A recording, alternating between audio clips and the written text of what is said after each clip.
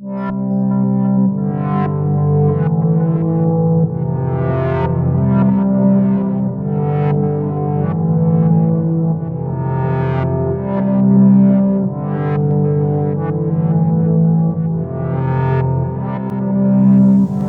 Contador de Histórias. O relato de John Caster. Capítulo 1. A carta ao presidente. O ano era 1947.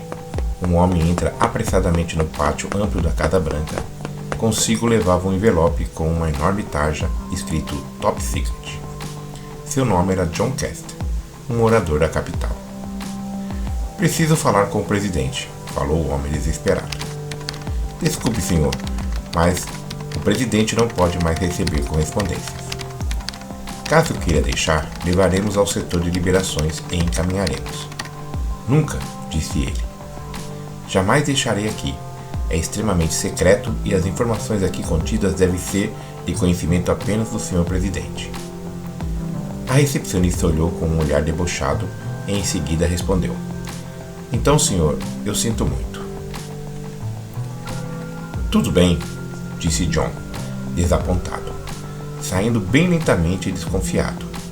Não posso deixar isso com ninguém, dizia ele em voz baixa, quase sussurrando. Ao passar dos dias, ele não desistiu de entregar o envelope, mas agora teria que ter uma maneira de fazê-lo sem precisar passar pela porta da Casa Branca. Como lecionava em uma escola próxima à sua casa na capital Washington, ele ficou sabendo de um concurso onde o aluno escolhido entregaria uma carta diretamente ao presidente, e desta forma estaria ele obrigado a ler o conteúdo. John então elaborou todo o plano de entrega do envelope, e no final de uma de suas aulas chamou de canto um aluno, um menino de 12 anos que parecia ideal, pois era muito tímido e não estava indo muito bem nas matérias da escola. David, venha cá, chamou John o menino.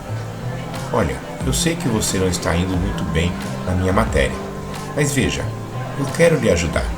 Preciso que você se inscreva nesse concurso. Mas, Sr. Caster, eu não vou conseguir escrever nada para o presidente. Eu não tenho ideia do que devo colocar na redação. John sorriu e disse ao garoto. Não se preocupe com isso. Eu vou escrever algo e você então faz uma cópia com a sua letra, e o restante deixa comigo. Eu vou fazer você conhecer o presidente. No dia seguinte, John escreveu uma pequena redação que continha algumas coisas quase sem nexo ao garoto e pediu que ele as reescrevesse com a sua letra. David o fez e entregou a John no final da aula. Nesse concurso, a carta escolhida pelas escolas deveriam ir diretamente para o presidente. Ele queria escolher a melhor pessoalmente, sem passar por nenhum assistente. John sabia disso. Jogou fora a carta escrita por David, colocando no envelope as informações confidenciais que pretendia entregá-las ao chefe de Estado. E assim foi feito. Na Casa Branca, no dia seguinte ao encerramento do concurso, todas as cartas escolhidas pelas escolas eram levadas até a sala especial. Lá, a inspeção era apenas para verificar se não havia nada de perigoso nos envelopes, mas nenhuma inspeção era feita nos conteúdos escritos, pois isso, como já dissemos, somente o presidente pessoalmente fazia questão de decidir. Chegou até as mãos do mandatário quase uma centena de cartas, inclusive a de David, que, na verdade, continha somente os documentos de John. Após a leitura de algumas cartas, o presidente fica parado em uma, com uma feição muito preocupada. Olha para os lados e chama com as pontas dos dedos um assistente. Por favor, chame aqui com urgência o Major Mess. Sim, senhor. O assistente sai com muita velocidade dali e em poucos minutos volta com o Major. Veja isto, disse o presidente. O Major Mess, homem de confiança do presidente, começa a ler aqueles documentos e questiona. Senhor, como isso chegou aqui? É o que vamos ter que descobrir. Veja aí, qual é o mesmo nome do garoto? É David, senhor. Muito bem, temos um vencedor. Vamos trazê-lo aqui para conversar. Capítulo 2. O concurso. Chegada a grande festa, o presidente chama a rede nacional e apresenta o nome do vencedor. Agora David será o sortudo aluno que vai conhecer o presidente. 2 dias depois, o aluno estava lá, de frente ao homem mais poderoso do país, para receber o seu prêmio e ganhar um abraço em rede nacional. Então, todas as solenidades, David é levado até uma sala separada de todos. Lá se encontravam vários soldados acompanhados do Major Mess. O garoto não sabia o que estava ocorrendo, mas não teve coragem de sair correndo. Ficou quieto e aguardou. Logo entrou na sala o presidente. Sente-se, garoto, por favor. Falou muito sério. Seu nome é David Larry Jr.? Sim, senhor, respondeu o menino quase em pranto. Filho, você poderia me dizer o que é isto? Perguntou o presidente com o envelope de John nas mãos. Eu posso explicar, senhor. Posso dizer tudo o que o senhor quiser. Muito bem, meu rapaz. Estou escutando. David não perdeu um só minuto e explicou tudo, mas não sabia que o conteúdo de sua redação havia sido trocado. Sr. Caster, ok. Ele é professor lá na sua escola? Sim, senhor, ele é. Tudo bem, garoto. Você já pode ir, mas não conte nada disso a ninguém. Você me entendeu? David, entre choro, balançou a cabeça e saiu de lá o mais rápido que pôde. Então, senhor, o que quer que eu faça? Perguntou o major e braço direito do mandatário. Vamos falar com o Sr. Caster. Encontre-o e traga ele aqui. Assim, ao passar de 2 dias, uma viatura descaracterizada parou em frente à casa de John. 2 homens vestindo casaco preto e chapéu desceram e se dirigiram à porta da casa onde ele morava. Sr. John Caster? Sim, sou eu. O senhor poderia nos acompanhar, por favor? Disse um dos homens com uma face quase sem expressão. John entrou no carro e, em companhia dos 2 homens, se dirigiram a uma base militar longe da capital. Passaram por uma portaria e ainda se locomoveram muito até chegar ao ponto de parada. O lugar mais se parecia com uma base aérea desativada, mas ainda se via alguns velhos aviões em perfeito repouso em um vasto pátio. Os homens escoltaram John até uma sala e, pela primeira vez, ele fica cara a cara com o presidente. Havia uma mesa e uma só cadeira, onde John foi convidado a sentar-se, enquanto todos os outros ficavam em pé em sua volta. John Caster é o seu nome? Perguntou o presidente. Sim, senhor, sou eu. Muito bem, John. Conta-nos onde conseguiu tantas informações sigilosas. E ainda, quem é o seu informante? Caster sabia que aquele momento iria chegar, então preparou um pequeno relatório com as informações mais relevantes, datas e nomes. Olhando para os homens que estavam ao seu redor, começou a falar. Senhor, eu tenho um amigo boliviano. O seu nome é Elias. Foi ele quem trouxe todas essas informações. Mas quem é esse Elias? Perguntou o Major Mess. Ele mora próximo às ruínas dos Andes, senhor. E é ele o contato primário desses homens das estrelas. Elias me disse que esses homens sabem muito sobre todos, sobre os seus exércitos e também sobre as suas armas nucleares. Ao falar sobre armas nucleares, se viu uma palidez no rosto do presidente. Afinal, ali começava uma rivalidade com os soviéticos e os americanos não queriam saber de nenhuma informação vazada. Tudo bem, John. É possível fazer contato novamente com esses seres das estrelas? Sim, senhor, respondeu. Eles disseram que assim que o senhor quiser, farão contato.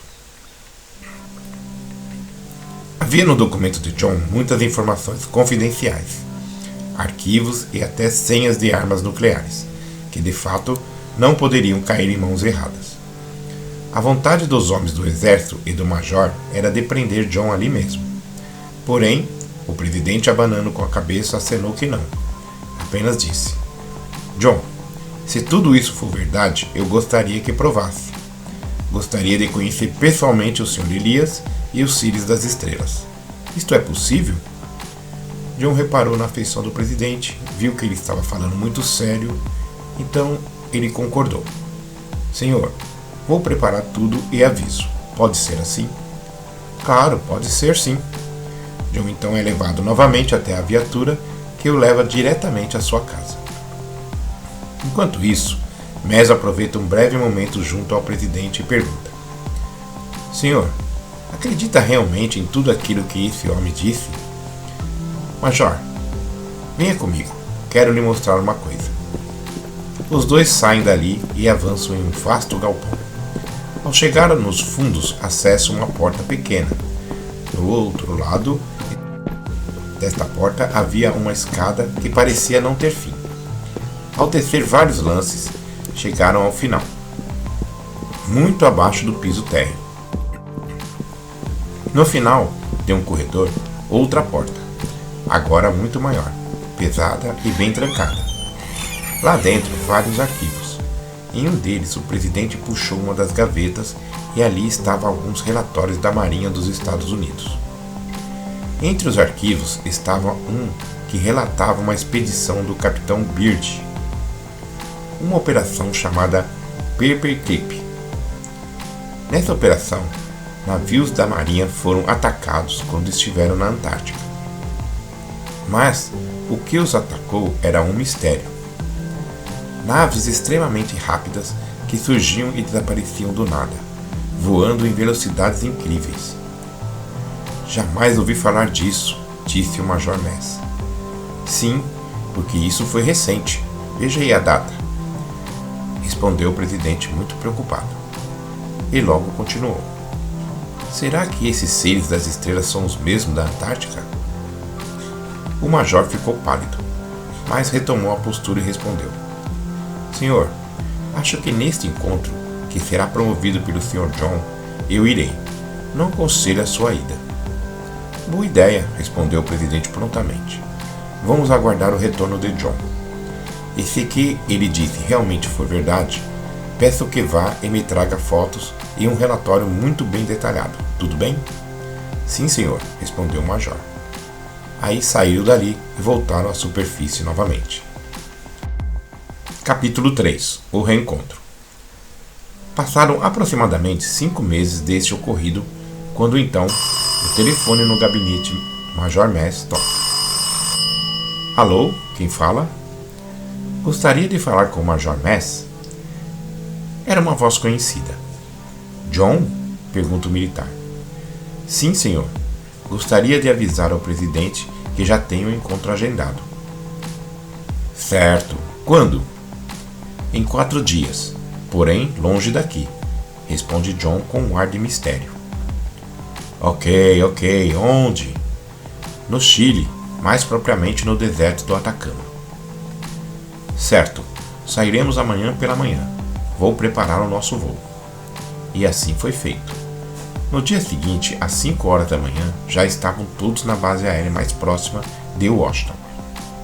2 aviões cargueiros estavam prontos para levar aqueles homens, soldados, armas e veículos do exército. Onde está o presidente? Pergunta John, meio desconfiado. Ele não irá, respondeu o major. Mas não se preocupe, ele estará conosco o tempo todo. John logo entendeu que era uma questão de segurança nacional, pois aquela viagem era quase uma operação de guerra. Chegada de um presidente americano a um país estranho e sem um propósito muito claro, seria no mínimo uma afronta. Então ele deixou que assim fosse. Afinal, ele iria provar àqueles homens que estava falando a verdade. O avião levanta voo na hora programada e, em questão de horas, pousa na base aérea chilena no deserto do Atacama. Em alguns instantes após o desembarque, eles adentram uma sala ampla com uma mesa no centro e vários assentos ao redor. John vê em um dos cantos ali sentado seu amigo, o boliviano Elias, e corre para abraçá-lo. Meu amigo, que bom que viestes. Estava preocupado, achando que pudesse não acreditar em mim. Elias era um homem não muito alto e magro, com um rosto bem peculiar dos povos andinos, cabelos lisos, parecido com os dos indígenas. Ele falava bem a língua inglesa, pois havia viajado e se estabelecido por algum tempo nos Estados Unidos, mas ainda havia sotaque. John, seu maluco, disse que iria levar esse caso à frente e realmente o fez. Jamais imaginei que seria capaz. Nesse instante, entra na sala o Major Mess e 2 assistentes. Também com eles o Sargento Rubens, um chileno que será o guia do grupo até o local determinado por Elias. Muito bem, Sr. Elias. Conte-nos um pouco mais de como se dará esse encontro. Elias então explica passo a passo como que os Homens das Estrelas haviam determinado.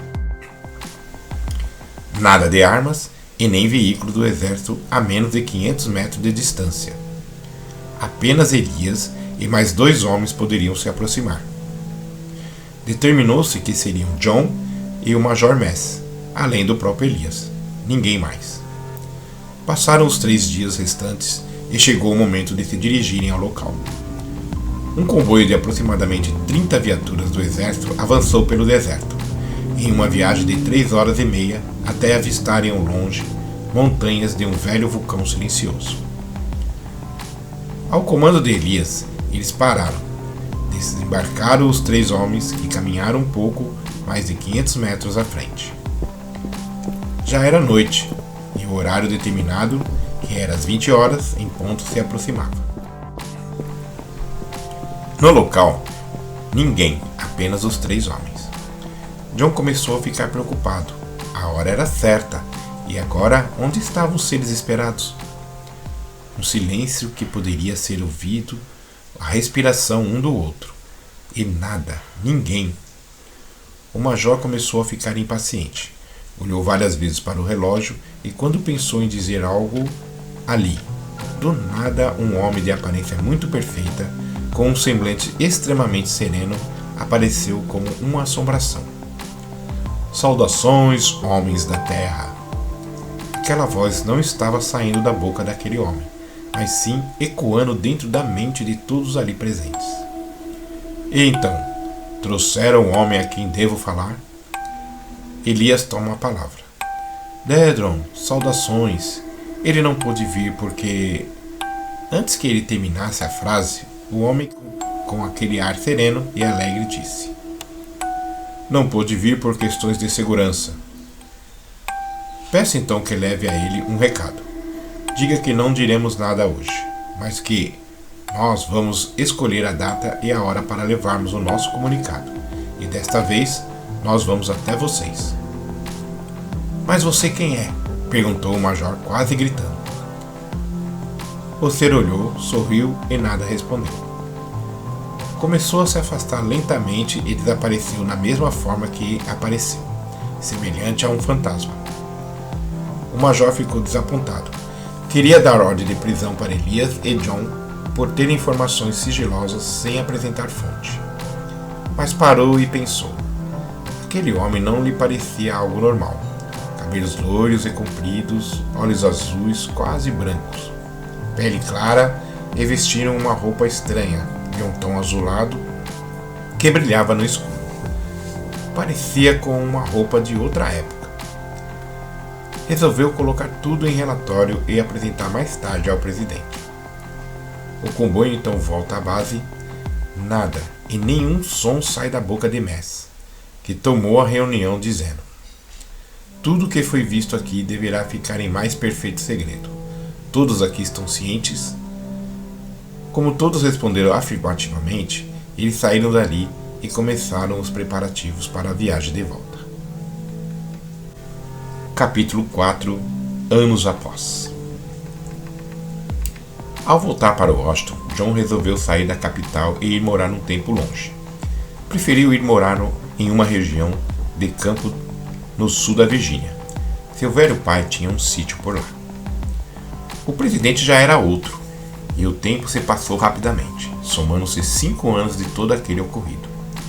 Ele estava bem, falava algumas vezes com Elias, que sempre o atualizava sobre as informações que vinham dos Homens das Estrelas. Mas já há algum tempo que nem mesmo o boliviano tinha muitas novidades. E assim, John quase não se envolvia mais nesse caso.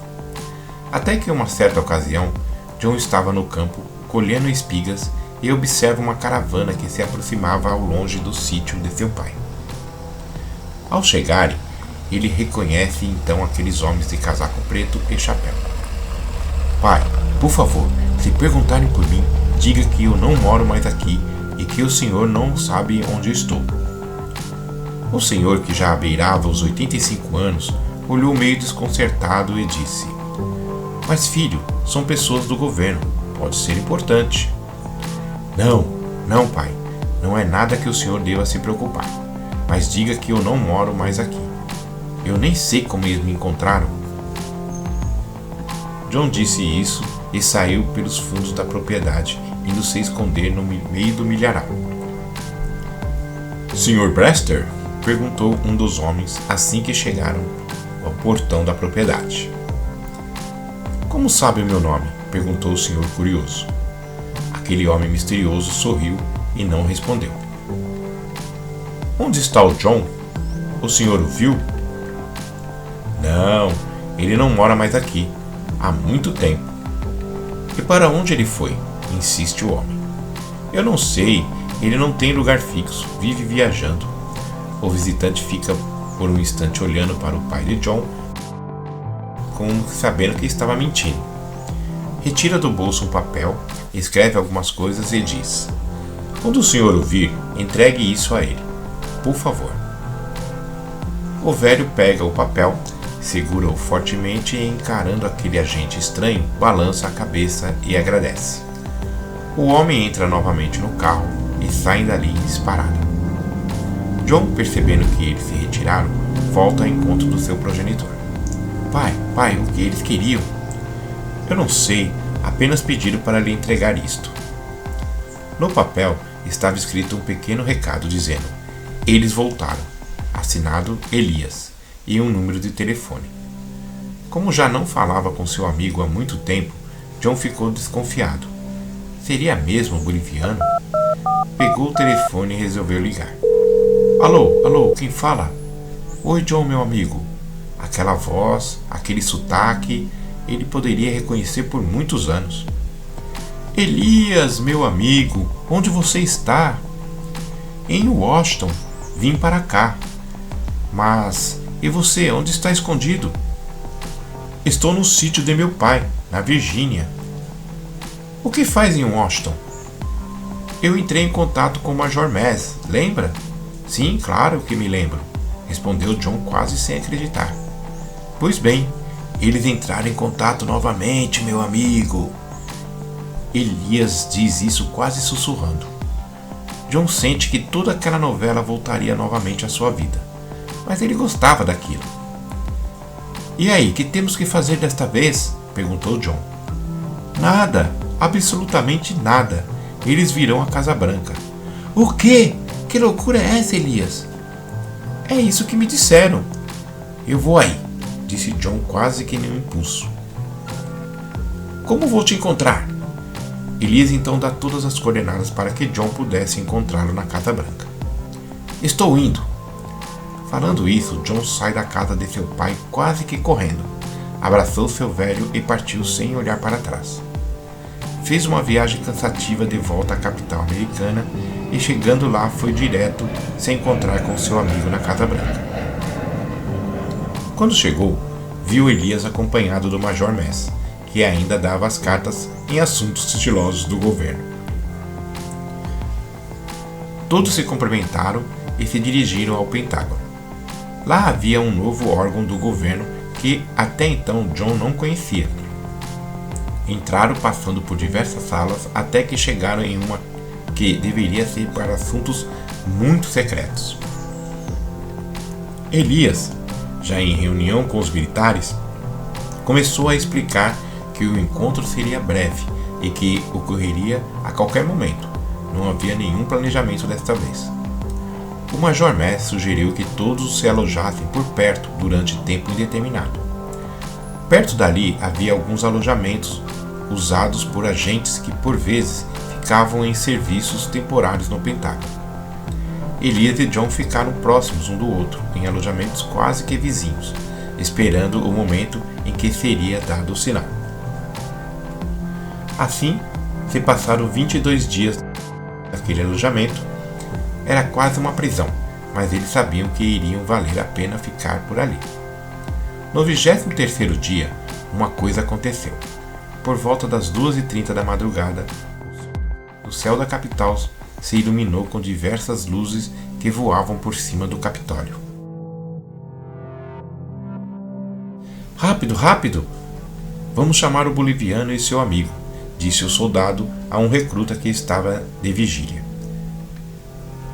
Essa era a ordem: chamar os dois homens assim que isso acontecesse. O recruta sai em disparada até o alojamento onde estavam John e Elias. Por favor, senhores, venham agora, disse o soldado aos berros. Elias e John saem e olham para o céu coberto de luzes que voavam em formação. Talvez uma dúzia de luzes era um tanto assustador. Eles entram no salão da Casa Branca e se juntam ao Major Mess, o presidente e demais convidados, ficando um total de umas 10 pessoas ali.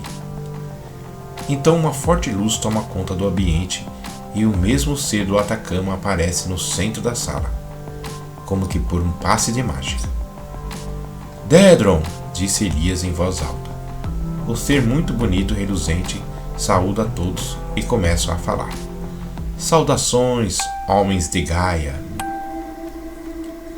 Capítulo 5. A mensagem. Naquele momento, todos estão perplexos.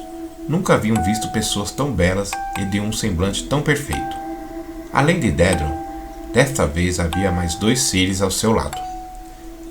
Quem ali estava experimentou uma força estranha que paralisava os braços e pernas, mantendo todos no mesmo lugar onde estavam do início ao fim do encontro.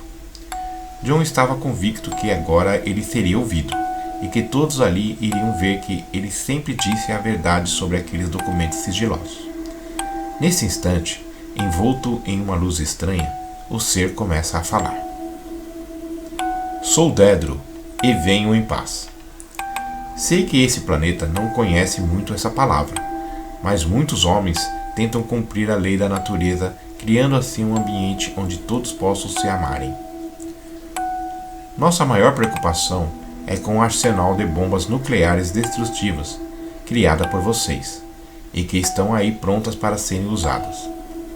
Alerto então, meus irmãos. Vocês não sabem com que estão lidando. Não existe maturidade em vocês ainda para compreenderem a dimensão do problema que vocês podem causar, não só para esse mundo, mas para o universo. Não façam uso desse poder. Não está no controle dos homens o que desencadeará após a detonação de todo esse arsenal. Vivam em paz, em harmonia com a natureza, que em breve nós mostraremos onde empregar toda essa energia em benefício de todos. Logo Gaia passará por uma grande transformação. Tudo aqui será diferente e todos deverão estar prontos para isso que virá. E vocês, que são a maior nação entre os homens da atualidade, devem dar o exemplo dessa nova era que anuncio agora. É por isso que venho aqui junto a todos pedir que destrua todo esse arsenal nuclear e aceite a nossa ajuda para iniciarmos essa transformação. O que os senhores me dizem? Podemos compartilhar desde já com vocês? John ficou maravilhado com a proposta. Já imaginou compartilhar conhecimento com aqueles seres avançados? Tantos benefícios e tantas coisas maravilhosas para todos. Olhava para o rosto de Elias e viu que ele também estava totalmente deslumbrado com tudo aquilo. E até o major parecia querer aquilo que fora proposto. Mas sabiam que a resposta deveria vir do presidente, que estava presente. Então a resposta veio. Sr. Dedron, se me permite chamá-lo desta forma, devo esclarecer que aqui, apesar de parecer algo bom para todos, não posso atendê-lo. A segurança dos Estados Unidos da América não pode ficar nas mãos de qualquer pessoa ou ser que seja. A nossa nação não precisa da sua ajuda para nos mantermos seguros e em paz. E nossa soberania jamais será entregue em mãos de outros que não os cidadãos americanos. Portanto, agradeço o seu pedido, mas repito, não precisamos de vocês. O ser de luz, olhando com um olhar sereno e perfeitamente consciente, observou a arrogância daquele homem, mas não alterou em nada o seu comportamento. Apenas fitou o presidente e sorriu levemente. Passou a olhar em todos aqueles que ali estavam, e tendo a certeza de que nem todos se agradaram com a resposta lhe dada pelo político, sem perder tempo disse: muito bem, homens de Gaia, ou devo chamar como vocês, Terra. Em breve nós voltaremos, mas já trataremos conosco a transformação planetária. Espero que até lá tenham mudado de ideia. E como num passe de mágica, desapareceram instantaneamente. Após o ocorrido, desapontados com a resposta do presidente, ficaram todos quietos. Afinal, seria um desacato dizer a ele que estava enganado e que deveria ter aceitado a proposta de Dedron. Porém, um silêncio sepulcral dominou o ambiente. Aos poucos, um a um foi saindo daquela sala. John e Elias, quando saíram, olharam para o céu e não viram mais as luzes que hora antes invadiram o espaço aéreo. Antes de irem embora, foram convidados a adentrar em uma outra sala. Lá estava o Major Mess. John, Elias, obrigado por me proporcionar essa história que ficará para sempre em minha memória. Olha, vejam, em mais 6 meses pretendo me aposentar. Gostaria de continuar com vocês o contato com esses seres. John e Elias jamais esperavam daquele homem tais palavras. Afinal, ele quase os prendeu em outras ocasiões. Mas concordaram em procurar o Major em 6 meses para dar início a novas aventuras e pesquisas. Nesses estudos, eles conseguiriam mapear as novas aparições de Dedron, e ainda hoje trabalham com ele no movimento da transformação planetária que se iniciou em 2012. Fim. O Contador de Histórias. Relato de John Castor.